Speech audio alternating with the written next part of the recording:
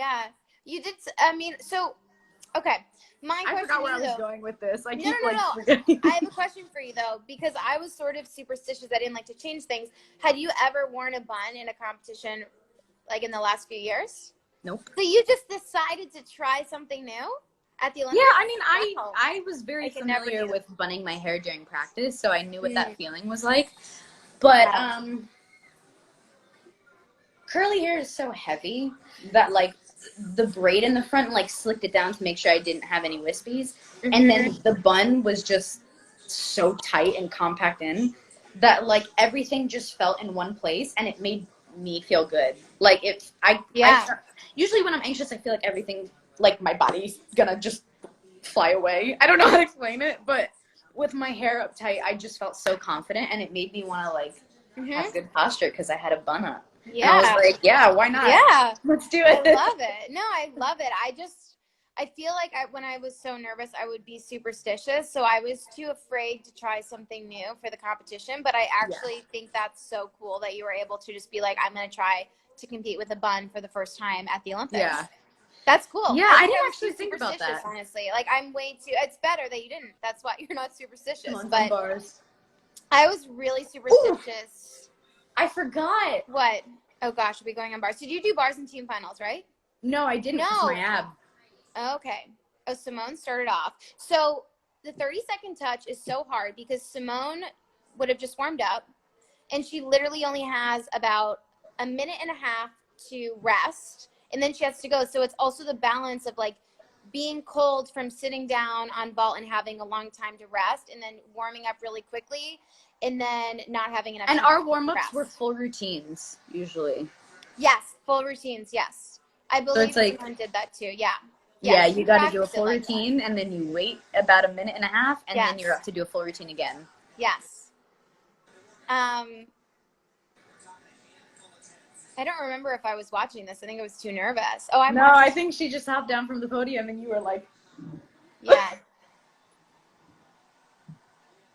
Oh, yeah, so for everybody who's just tuning in, we have NBC playing on our TVs because they're airing our team finals. Yes. So we're basically just mirroring what's happening and talking about it. Remember we would say just do normal. Break the beam. Our normal. Oh, yes, yeah. Break the beam. We'll explain that when we get to beam. And then just doing our normal, because we were lucky that I guess we worked really hard, and we were lucky. We worked really hard that if we just did our normal, we would win. But it's obviously easier said than done. You could be number one on paper, but if you don't do it when it counts, then you're not going to win, you know? Yeah. And it's like, that's the most important part is, and that's why it's so nerve-wracking, is because everybody's counting on you to hit. Like, that was always, since I was little, that was always the foundation of it. Like, even if you warm up really crappy, even if your workouts haven't been good the last couple months, when you go up there, all of that is wiped away, and you're just expected to hit, and that's it. And there's a, like, I know this sounds a little crazy, but there's a little bit of comfort in thinking, okay, I have no other option but to hit. That's it. I can't do anything else. And it's not a stress thing. I guess I took it a different way, but I didn't see it as like a stress thing of like, it's pressure to hit, which I did at first, but towards the end, I was like, okay, I just have to hit. That's it. You remember, like, Gabby would fly so high on her release moves. They were so good. I remember we did, just like her form is just so amazing. Her lines are beautiful. Yes. But it's just her release moves, she just flies. It looks so easy for her. We have a picture of her doing like a piped release and me also doing a piped release, and our feet are the same way. Yeah, that's awesome. That's awesome. Yeah, her lines are so good.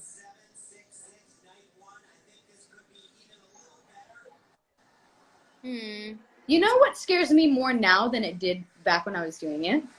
Dismounts on bars. I feel like when I came back, dismounts on beam really scared me a lot. Oh, I just threw a round of double pike. I ate the floor, and then I was like, okay, you got to go harder. And then I went harder, and then I made it, and that was not a beam. Yeah. But also, you do double Raisman. That doesn't count. You are literally like... It's scary. Beam What skills are scarier for you coming back?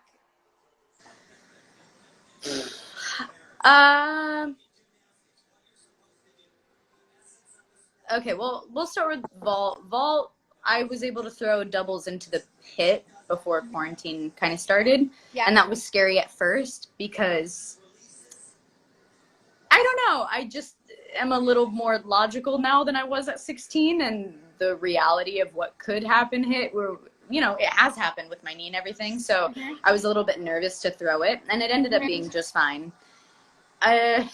The other would definitely have to be dismount on bars. Maddie is killing it. That was so freaking pretty.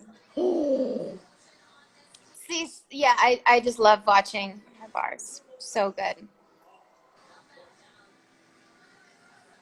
I remember giving her like a giant shoulder rub right before she went out. Yeah.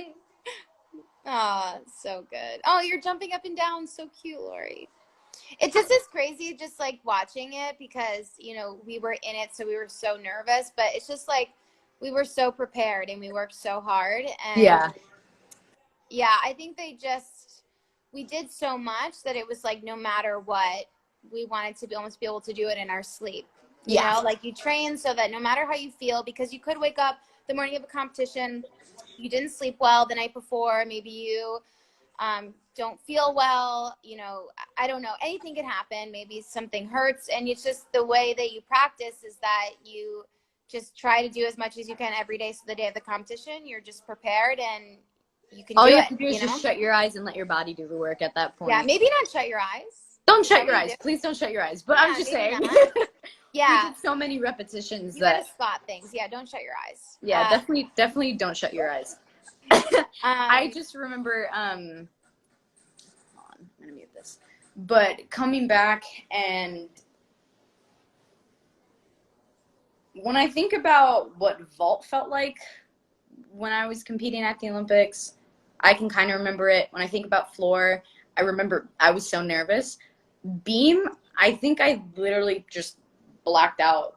I can't remember what it felt like to be up there. I can't, like, when I'm competing, I can't hear anything, which most people can't, but I could not hear anything. But do you remember during beam finals, it was so quiet? And I was, yes, you can hear a bag for me. I just remember asking y'all to cheer as loud as possible because it was way too quiet. And usually I can't hear anything, but when I can tell that it's quiet, then I don't know, I start to pick up little things. Like the crowd is white noise. Yeah, but if they're not cheering, then you hear everything. And I was just sitting, like I'd be upside down and I could hear,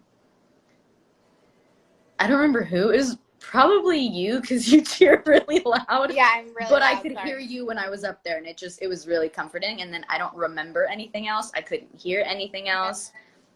It'd be like that. Oh, it's so, it is. I'm literally sweating. I know. You can hear a bag of chips opening. You can hear someone like biting into pin drop chips. Yes, you can hear everything. And you can also just hear the quiet, like random people cheering. Yeah. And it's so nerve-wracking. And I remember when I was competing one time on bars, it was so loud. It was actually the opposite, where it was in the middle of my bar routine.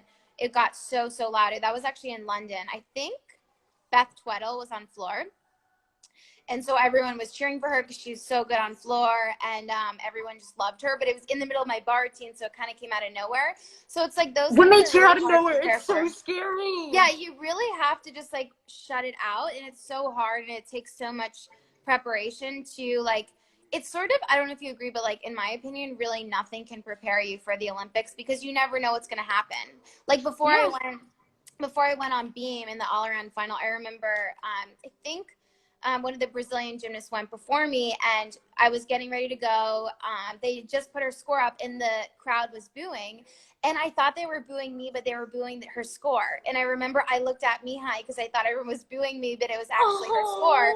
But it's still, that's like a nerve-wracking thing when you feel like it's like everyone in the crowd is mad, and you're trying to calm down and stay calm. So it's really like staying focused. And also it's hard before, like trying to explain the screens where you look at them, where it's like the stop sign, and then when it turns green, you have 30 seconds to go. But it's like the balance, because before the stop sign comes with your name on it, it's like if you go before me, your score is up. And sometimes, like if we're competing against each other, or even we're in the team final, I don't want to know your score because it just makes me more nervous. So you're like trying to like see if the stop sign's up, but also not see your score, because that's for me personally, I don't want to see your score because it makes me more nervous.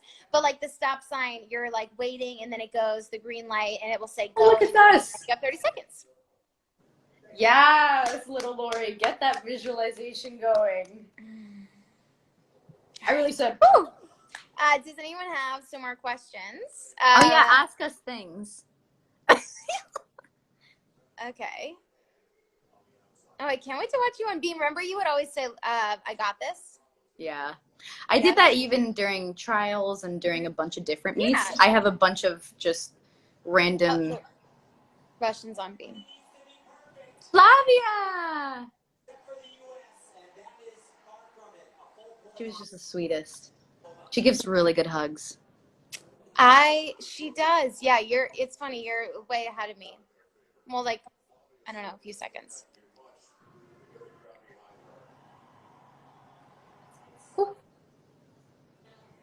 Her floor routine is just about to start. So you see the go in the background where it's counting down from 30 seconds.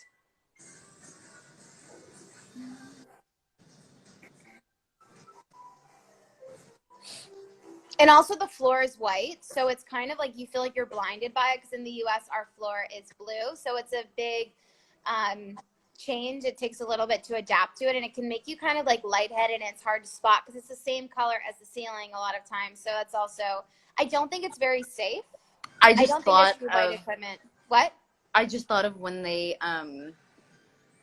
changed the floor at camp, and it was a white floor and the ceiling was also white, and I was doing a double back I was into the pit, thank God, but I was doing a double back, and as I was upside down, because, you know, of course you're spotting, I thought I spotted the floor and I spotted the ceiling, and I let go.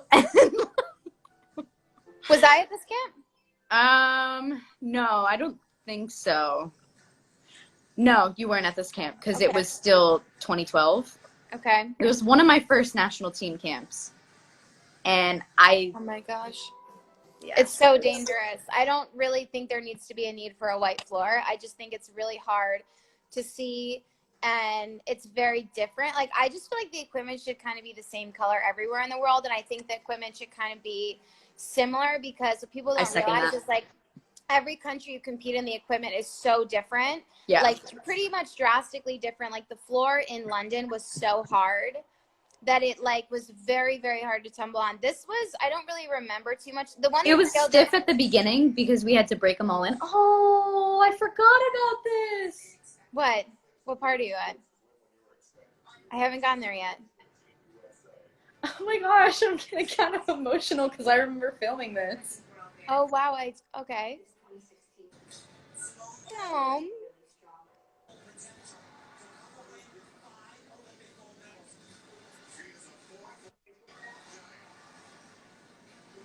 I'm literally sweating. Wait, let me film this. I got my puppy Gibson. Oh, do you remember that?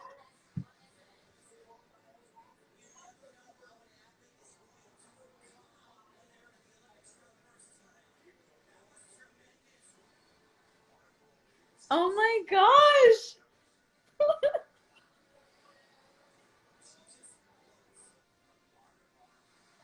I forgot what we were talking about. Are you crying? No. Why is this part getting you emotional? I'm just curious. No judgment. I'm just curious. What about it made you emotional this part? NBC did good on the fluff piece then. You know what part gets me emotional is when they show, I don't know if they do, but when they show us when we were kids, that's what makes me emotional, because it's like, we did it, you know? Don't you just wish you could go back to your younger self and like tell her that she's going to go to the Olympics? Yeah, like yeah, I think, my eyes are sweating. That one got me because I remember when we were just trying on a bunch of clothes and then like doing the photo shoots at the same time. Do you remember that? And I remember standing with you guys, and they were like, okay, we want you guys to have your backs towards us, and then turn around, and with a serious face, walk towards the camera. Yes. And I just remember, like, I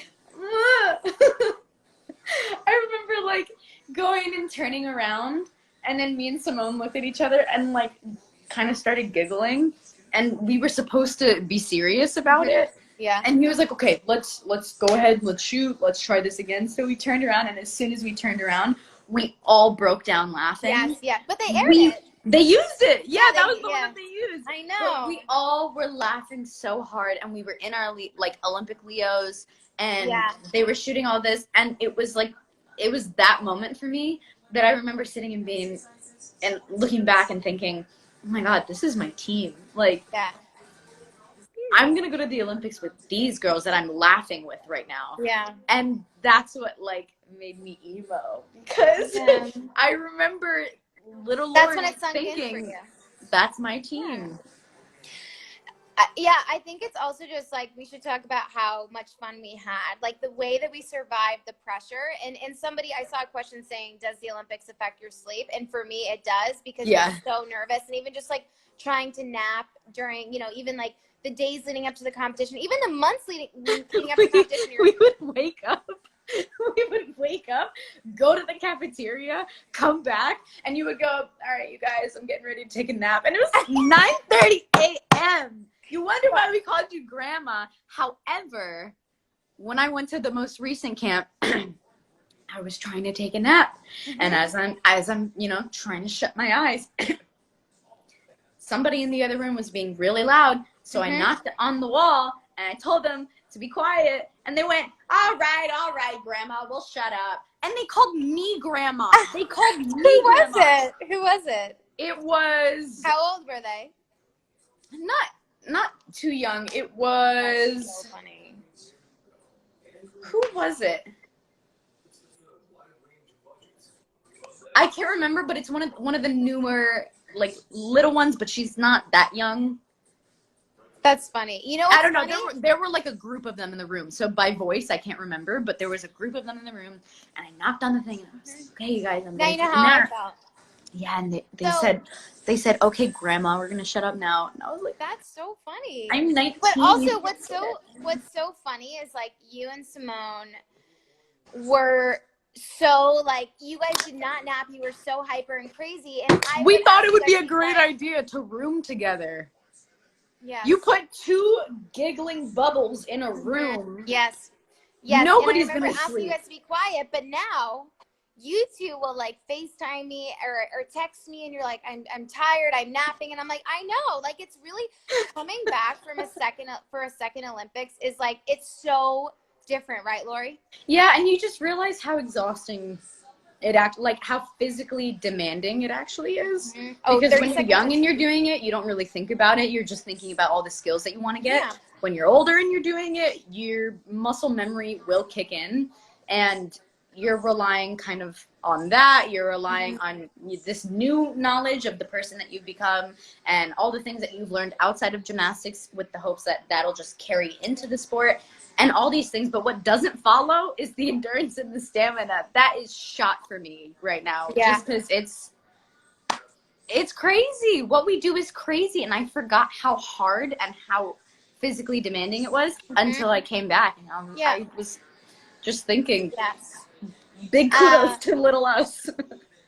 I just think it's funny now, like, you and Simone both nap, and I'm pretty sure... It's funny, like, all the ones that would call me Grandma and make fun of me for napping, nap now. And it's funny because I was the reason that you would bang on the wall at camp. Yes. Well, I was like, you're laughing too loud. Go. Shut up. And I was like, what? Well, the walls were so thin also, so we could just, like, thin. Knock, and I could be like, Laurie, I know it's you. Be quiet. Am I first? Oh, you're on beam. Yeah, they started. I don't remember that. Okay. Yeah. It's funny, like, I think it was so nerve-wracking. I haven't thought about it in so long, to be honest, but it's actually, like, nice watching it, but it's weird at the same time. But it's funny, I don't remember going first on beam. But again, it's the 30-second only touch. Because going first or last makes me really nervous, and I felt very calm during... Were you second on beam? Yeah. Okay. Yeah, that's a good spot. This is a layout. See, I chickened out a little bit, but it's fine. Wasn't my best, but whatever. You're just so like powerful I up there. was afraid to go for it and like really float because I was afraid I would fall. So it's the balance. Like Mihai would always say, break the beam. So for all of you guys that are gymnasts out there, like when you're competing or training, you want to hit the beam almost as if like when you do a punch front, like you're going to break the beam, like hit it really hard. And so that way you have more control over it. And I remember I was so nervous for the side aerial. I almost fell on it in qualifications. Side aerial really freaked me out. But the more that you practice your beam routines on the floor, on the line, and then you do the same exact thing in your head on the beam, the better it is. I think that's like one of the most important things is not to change anything from the floor, doing it on the line to the beam. Oh, that dismount was so beautiful. But and it's also like being like really, it's important to be really sharp and taking it one skill at a time. Thank you. I haven't gotten to my dismount yet. Your parents are about to have a heart attack. Oh my gosh, my poor parents. My poor parents. They got a shot of you standing there and you're coming off the equipment and you went, oh my God. I know. I was just like, well, now I was excited to go to floor, but I'm so relieved. I was so nervous. Oh, my poor mom. Oh gosh, my poor mom. Oh, you were crooked. Wow. Wait, what happened? Wait, look at I look like so, like I'm going to throw up. I'm just like so grateful that it's over and that I like end the moment right there. Like, I'm just so glad I finished it. Yeah. Oh my gosh, I was so crooked. Oh my gosh. I don't really remember that, but I bet my your heart mom, I'm going to cry.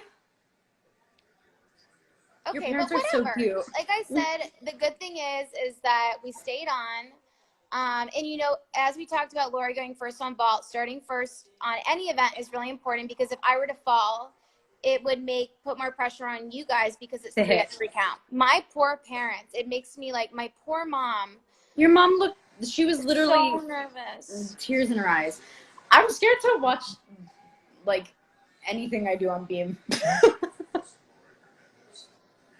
I just know that I was giving myself a bunch of pep talks. Oh, thank God I learned how to do my edges now because back then that was rough. Here we go. Hello. All right, I can't wait to watch you on beam. I remember giving myself pep talks because I wish someone could stand on the podium while I'm waiting for the judges and tell me that I had it and that I was going to be fine and that I could do it and that I didn't have to stress about anything. And that's literally what I was telling myself over and over again. Yeah. And I saluted, and that's where the I got this came from. Was more just me freaking out and nervous talking. I talk to myself too. I think it's actually really helpful to calm yourself down. And if you watch both of us, we talk to ourselves before we go. My layout loud is so fast.